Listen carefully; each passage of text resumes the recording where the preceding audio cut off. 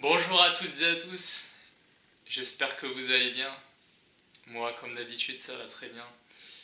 Aujourd'hui, pour cette nouvelle vidéo, nous allons continuer les petits messages que je souhaite vous transmettre, qui, à mon avis, se dérouleront au moins une fois par semaine en fonction du temps que j'ai devant moi et du temps de préparation que ça nécessite pour mes vidéos, ainsi que le temps que ça me laisse avec mes cours de piano. Aujourd'hui, le message que je souhaiterais vous transmettre, c'est activons et équilibrons nos chakras.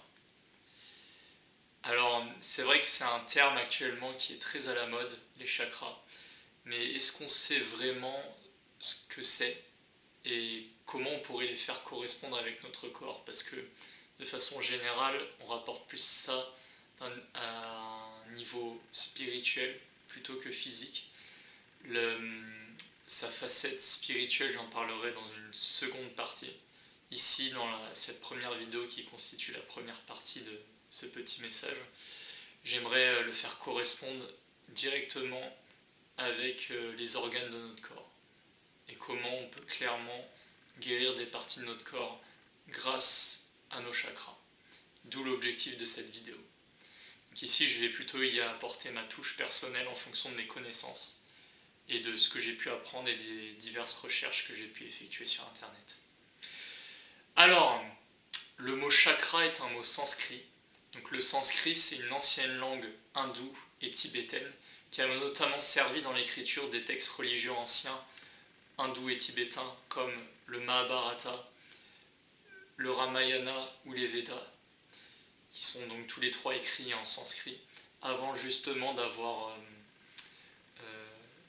revenir à un langage plus moderne, notamment dû à l'influence des cultures chinoises avec la colonisation du Tibet par les Chinois et anglaise avec la colonisation de l'Inde par l'Empire britannique. Voilà, si mes notions historiques sont bonnes. Donc, en sanskrit, le mot chakra signifie roue ou disque, mais plutôt en mouvement. Donc, il faut que vous imaginez une sorte de spirale qui tourne comme ça, mais située à un seul et même endroit. Ces centres énergétiques peuvent être rapportés à ce qu'on appelle les glandes endocrines dans notre corps. Les glandes endocrines se situent principalement, enfin les plus puissantes d'entre nous, sont au nombre de 7, c'est pour ça qu'on appelle ça les 7 chakras, même s'il y en a énormément plus. Mais les 7 principaux se situent le long de notre colonne vertébrale.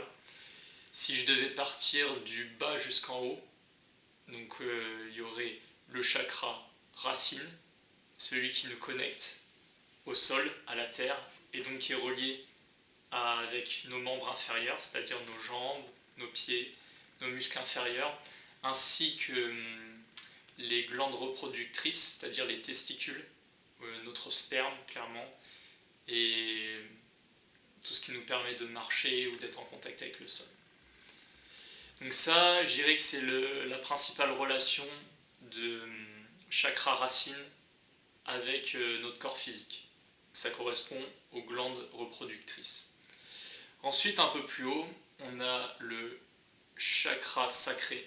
Le chakra sacré, lui, est plus relié avec le plaisir et la sexualité de manière générale. Donc quand on passe des moments, quand on a du fun, qu'on se fait plaisir, quand on va voir un concert par exemple, qu'on va regarder une représentation théâtrale, qu'on va au cinéma, c'est ce chakra-là qui est stimulé principalement. Ce chakra est situé au milieu du bas-ventre, environ 10 cm sous le nombril. D'ailleurs, vous pourrez le sentir avec votre doigt, il y a un léger creux qui se forme.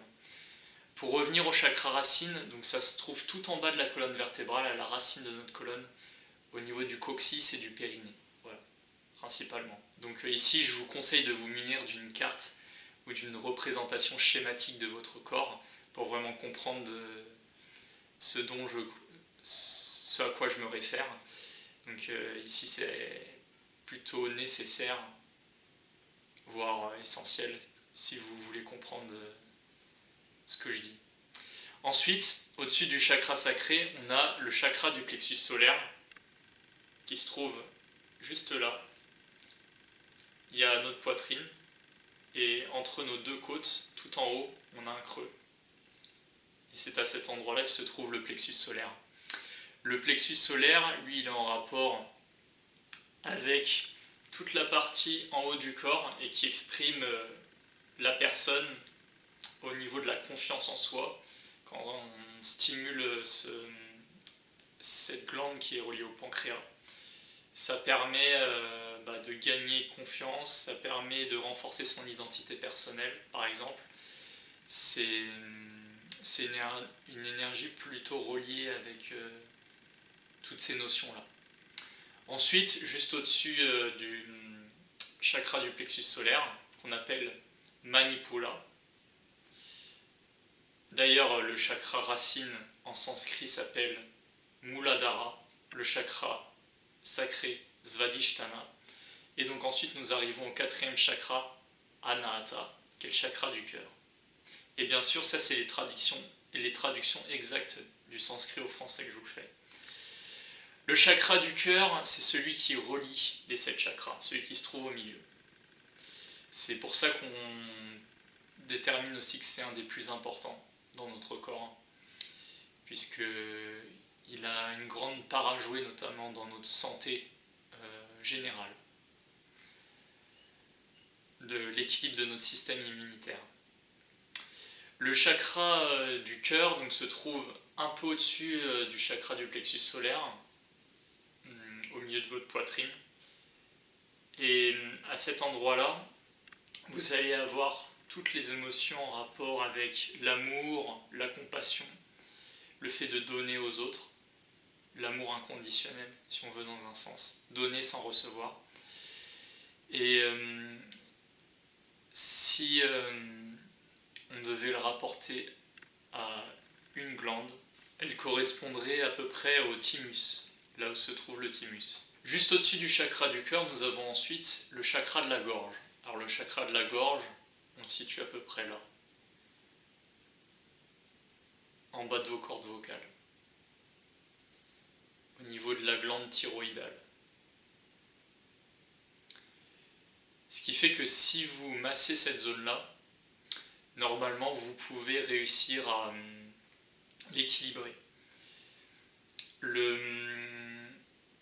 chakra de la gorge en sanskrit est appelé Visuddha. Juste au-dessus ensuite, on a le chakra frontal, qu'on appelle aussi le chakra du troisième œil. Il est soit représenté par une couleur bleu foncé ou violette, bleu indigo. Et enfin, tout en haut, on a ce qu'on appelle le chakra couronne ou chakra coronal, qu'on appelle Sahasrara en sanskrit, qui veut dire crâne, donc le chakra du crâne. Et qui lui correspond à tout le système nerveux et ce qui est en rapport avec la stimulation cérébrale. Voilà. Le chakra frontal correspond avec toute la partie haute du visage et en correspondance avec la glande pinéale et l'hypophyse. De toute façon, ces deux-là sont reliés l'un à l'autre. On peut dire dans un sens que c'est au sommet du crâne. C'est à ces deux endroits-là. D'ailleurs, moi, ils sont assez bien ouverts, donc je ressens bien leur énergie. C'est pour ça qu'il y a quand même, si vous deviez faire passer un objet à travers, il y aurait exactement les mêmes glandes auxquelles ce serait associé. Voilà. Donc ensuite, ce qu'il faut savoir toujours d'un point de vue physique, c'est qu'on peut associer chacun de ces chakras à une couleur et à une fréquence, mais aussi à une note. Alors comment ça se produit ? Tout simplement, dites-vous que chaque organe de notre corps vibre à une fréquence différente et réagit de manière différente. Tout comme par exemple on perçoit une émotion, ça va faire réagir certains organes de notre corps plutôt que d'autres. Par exemple, si on est anxieux, ça va plutôt être les chakras en rapport avec le crâne qui vont être affectés et tout le système nerveux. Ça, c'est un exemple parmi d'autres. Et c'est pour dire que chaque état émotionnel et chaque chakra est relié à des parties du corps et à des organes. Vous pouvez aussi les soigner en utilisant des pierres, donc ça s'appelle la lithothérapie. Et souvent, ces pierres correspondent à la couleur de ces chakras, puisqu'en fait, chaque fréquence produit une couleur, et la couleur elle-même se trouve reliée avec l'ensemble de ces chakras. Pour le chakra racine, en fait, dites-vous que c'est exactement les mêmes couleurs que vous auriez pour le spectre d'un arc-en-ciel. Si vous le regardez de bas en haut, on a d'abord le rouge, le orange, le jaune, le vert, le bleu, et tout en haut on a le violet. De cette manière-là, vous pourrez mieux comprendre à quoi correspond chacune des fréquences que je vais énumérer les unes après les autres. Donc déjà pour commencer, le chakra racine correspond à la fréquence de 432 Hz et à la note Do. Donc, ce qui fait que si vous entendez un son accordé à cette fréquence ou une musique dont la fréquence générale est accordée à cette fréquence, ça permettra de stimuler, d'activer et d'équilibrer ce chakra, qui donc vous maintiendra plus ancré au sol et soignera tous les organes, muscles et parties du corps qui correspondent à ce chakra-là en particulier, qui, je vous rappelle, donc se trouve physiquement en bas de la colonne vertébrale au niveau du coccyx et du périnée. Aussi, vous pouvez l'activer en pratiquant ce qu'on appelle un mantra. Quand on prononce le mantra, dites-vous que c'est comme si on parlait. Moi-même qui fais de la musique, je connais très bien les sons et les vibrations. Concernant le chakra racine, le mantra qu'il faut prononcer, c'est l'âme. Donc ce que vous pouvez faire, c'est prendre une grande inspiration.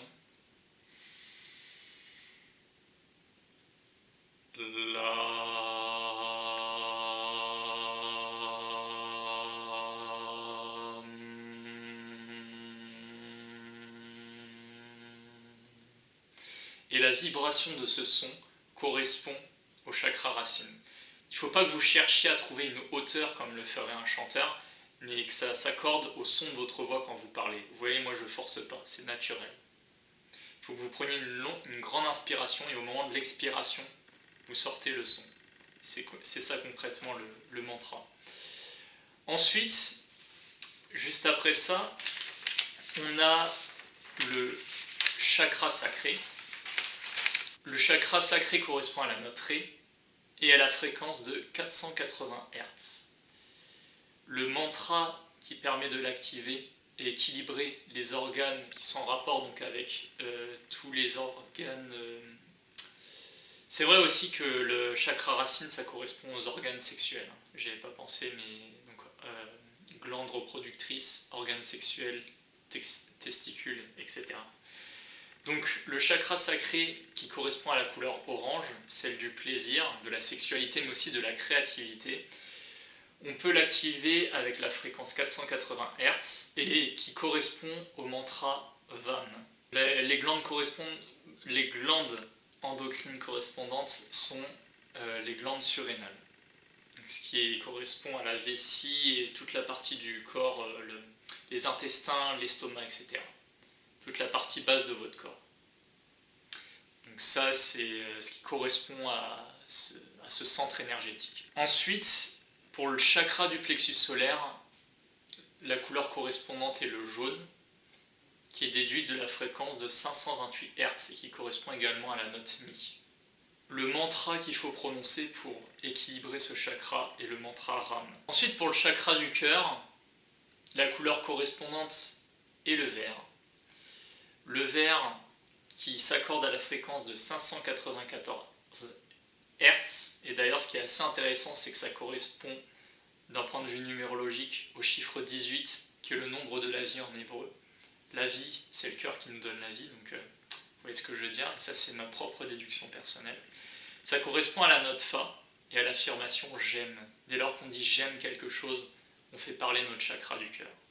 Le chakra du cœur donc régit principalement notre cœur et tous les autres organes qui se trouvent à proximité. Nos côtes, nos poumons, et quoique j'ai un doute, les poumons, je crois que c'est plus le chakra du plexus solaire. Étant donné que je ne suis pas un spécialiste, j'ai pas envie de vous induire en erreur, donc n'écoutez pas tout ce que je dis. La pierre associée au chakra du cœur, c'est le quartz rose principalement, mais on a aussi la malachite en lithothérapie. Alors pourquoi on peut utiliser des pierres pour soigner ces chakras, donc ces glandes, si vous préférez vous rapporter à quelque chose de physique. Donc, si vous voulez soigner votre thymus, vous placez le quartz rose ou votre malachite proche de cette glande et par l'effet de correspondante cristalline, il va y avoir un accordage qui va s'effectuer entre la fréquence de cette pierre et celle de votre glande, ce qui va permettre de stimuler et de soigner ce chakra. Ensuite, pour le chakra de la gorge, alors ici il y a deux versions. Soit on peut l'attribuer à la couleur bleu turquoise, bleu clair, soit tout simplement à la couleur bleu traditionnelle, bleu marine. Ça dépend les versions. Là, à partir des chakras supérieurs, parce qu'il y a les chakras inférieurs reliés à la Terre et les chakras supérieurs reliés à l'univers, mais là c'est plus des termes ésotériques et j'ai pas trop envie de vous perdre pour cette vidéo. Mais concernant le chakra de la gorge, il y a une ou deux couleurs qui peuvent correspondre. Donc moi je pense personnellement que c'est le bleu turquoise, mais il y a plusieurs versions, en fonction des traditions et des religions orientales. Le mantra correspondant au chakra de la gorge est Ham, d'ailleurs pour le chakra du cœur c'est Yam. Son affirmation renvoie à « je parle ». Donc dès lors que vous dites que vous parlez d'un sujet en particulier, vous faites ressortir votre chakra de la gorge. Il correspond à la note Sol et à la fréquence 672 Hz. La glande qui lui correspond, c'est la thyroïde. Donc dès lors que vous avez des problèmes de thyroïde, ça renvoie à votre chakra de la gorge. Et à votre gorge en général d'ailleurs. Les médecins ne vont pas vous dire, tiens, le problème c'est votre chakra de la gorge. Non, ils diront c'est votre gorge. Ensuite, donc, nous avons le chakra frontal, qu'on appelle le troisième œil, Ajna, en sanskrit. Son mantra pour l'activer est soit Ksham ou Hom. Son affirmation c'est « je vois ». Et ça correspond à la note La et à la fréquence 720 Hz. La glande correspondante est donc l'hypophyse ou la glande pinéale, les deux se trouvant à proximité l'une de l'autre. Et correspond à notre intuition et à notre intellect. Comment nous intériorisons les choses, comment nous sentons les choses, parce que l'intuition, c'est pas quelque chose qu'on peut concrètement expliquer. C'est quelque chose de très abstrait, quelque chose qui vient vraiment de l'intérieur, qu'on ressent. Donc, il se trouve au milieu du front, comme je vous l'ai expliqué, et correspond à nos perceptions extrasensorielles. Pour terminer, nous avons donc le chakra coronal, qui se situe au sommet de notre tête, pour les 7 chakras principaux, hein, bien sûr, parce qu'il y en a beaucoup plus. Sa couleur à laquelle on l'associe, c'est soit le violet, soit le blanc. Son nom sanskrit est Sahasrara, donc le crâne. Le mantra pour l'activer, c'est soit Hom, comme pour le chakra frontal, ou Saham. Son affirmation, c'est « je sais ». Donc, dès lors que vous dites « je sais que tu m'as dit ça la dernière fois », par exemple, c'est votre chakra coronal qui parle. Celui qui se trouve donc au sommet de votre tête. Là où il y a un léger trou. Je ne sais plus comment on appelle ça. Vous me direz le nom en commentaire. Donc, concernant tout ça, sa pierre correspondante est l'améthyste, qui est d'ailleurs aussi de couleur violette. Et ça correspond à la note Si et à la fréquence 768 Hz. Il fait plutôt ressortir l'empathie envers les autres. Donc qu'est-ce que c'est concrètement que l'empathie ? C'est que quand vous voyez quelqu'un de triste ou qui lui arrive une situation grave, ressentir son état émotionnel et pleurer avec lui. Par exemple, au moment d'une cérémonie funéraire, quand une personne meurt et qu'on apporte son cercueil, c'est très solennel et les gens pleurent les uns avec les autres et on dit que cette émotion est contagieuse, c'est parce que justement on fait ressortir cette empathie qu'on a envers les autres. C'est ça concrètement l'empathie. Voilà. Alors aussi, vous pouvez manger des fruits et légumes qui puissent correspondre à chacun de ces chakras. Par exemple, pour le chakra racine, dont la couleur est le rouge, quelquefois le noir, mais principalement le rouge, vous pouvez manger des tomates ou des légumes rouges, des poivrons par exemple, poivrons rouges. En fruits, des fraises, des framboises. Normalement, ça permettra, si c'est pas en trop grande quantité, de soigner et d'équilibrer ce chakra. Ensuite, pour le chakra sacré qui correspond donc à la couleur orange, vous pouvez manger des mandarines, des oranges, des pêches, et en légumes des carottes. Et sinon, il y a aussi la patate douce ou le potimarron, le melon. Ensuite, juste au-dessus, pour le chakra du plexus solaire qui correspond à la couleur jaune, vous pouvez manger du citron, de l'ananas, des pommes, en légumes des pommes de terre, c'est très bon pour ce chakra-là. Tout ce qui est légumes verts et kiwi, c'est très bon pour le chakra du cœur. Pour le chakra de la gorge, vous pouvez manger des myrtilles et tout ce qui est... Bon, là c'est plus difficile parce qu'il y a peu de légumes ou de fruits qui correspondent à ces couleurs-là. Principalement, oui, je peux dire ça. Pour le chakra frontal, alors ça dépend, c'est soit bleu, soit violet. Il y a la figue qui correspond, si je ne me trompe pas. Le raisin, les betteraves rouges et tout ce qui est fruits et légumes violets, de manière générale. Tout comme le chakra coronal. Voilà, c'est tout ce que j'avais à expliquer pour cette première vidéo. Voilà, j'ai essayé de faire en sorte d'être le plus naturel possible et de ne pas récupérer les informations comme si je lisais un script, même si j'avais mes feuilles à côté de moi. Pour la seconde partie de la vidéo, cette fois-ci, je m'orienterai plus vers ces notions ésotériques et spirituelles, même si là j'ai commencé un petit peu à aborder le sujet avec les mantras, même si ça peut aussi s'expliquer d'un point de vue physique, tel que je vous l'ai montré avec la respiration et le diaphragme.